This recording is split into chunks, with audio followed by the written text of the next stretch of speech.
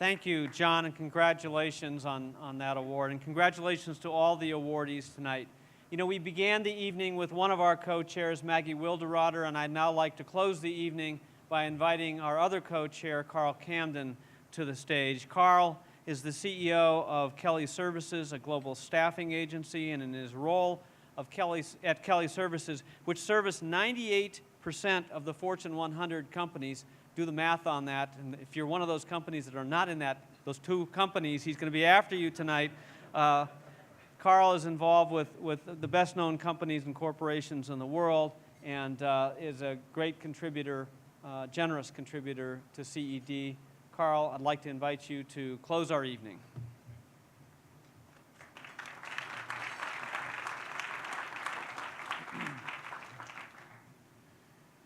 It has become common at CED award dinners for the award winners to be appropriately humble and to step forward and to talk about how they have achieved what they have done on the foundation of their great companies.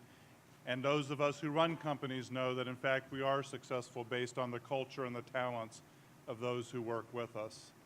And they downplay their own personal involvement, and it's time for me to say, that's not true.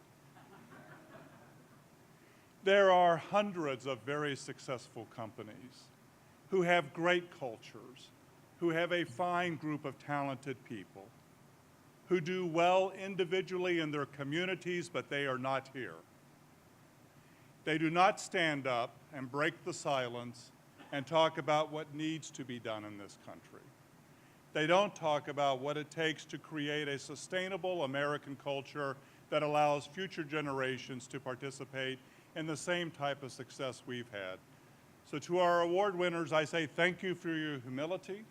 I understand it, but understand that you achieve this award not just because of the success of your companies, their culture, what they have done in the communities they are embedded in, but because you stand, you are vocal, you are part of the American dialogue, and we celebrate that. And so before I go further, I want you to understand it is a very heartfelt thanks of CEDs from your vocal presence in the community, not just what your companies have done. Thank you.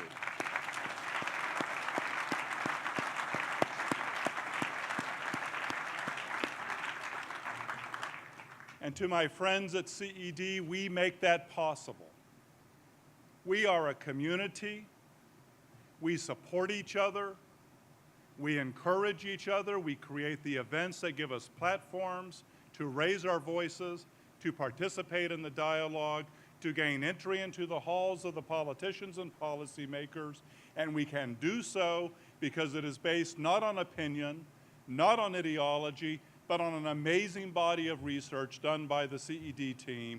We have an asset that nobody else brings to that debate, which is a set of nonpartisan facts, a non-ideological perspective that is totally driven by how do we make this country win, this country succeed, and we should never forget, it is the specialness of CED that makes our award winners all that much more capable of being special in the dialogues that they engage in, and I'm very, very proud to be part of the CED organization.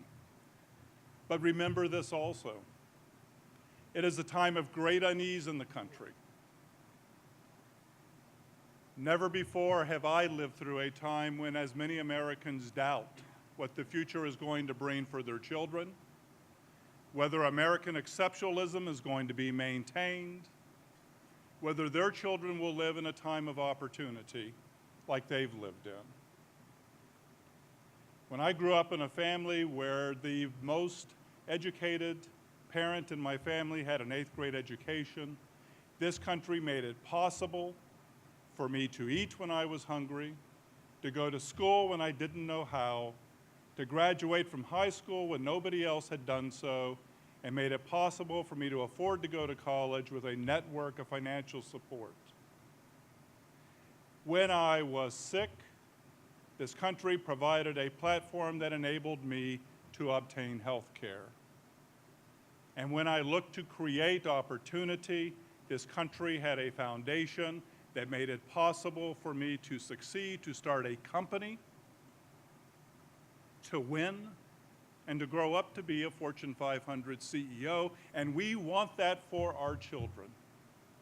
And we will only have that if we repair the horrific damage the last 2 decades have wrought to our early education system, if we no longer have a city like the one that I live in that only graduates 35% of its students from high school, if we have a country that is committed to sustainable capitalism based on fact-based policies rather than ideology, we can make that happen. And if we at CED don't, it will not happen, and we will be the last generation that people look to say this was a country where anything was possible, where any child could grow up to be what we want. That is the challenge that CED faces. I want to thank you for your support in that endeavor, because I believe in the policy world, nothing is more important than what CED is doing to take care of our children, to provide a foundation for our capitalism to succeed, to make it possible for the sick to be healed. Thank you. Thank you for being here tonight.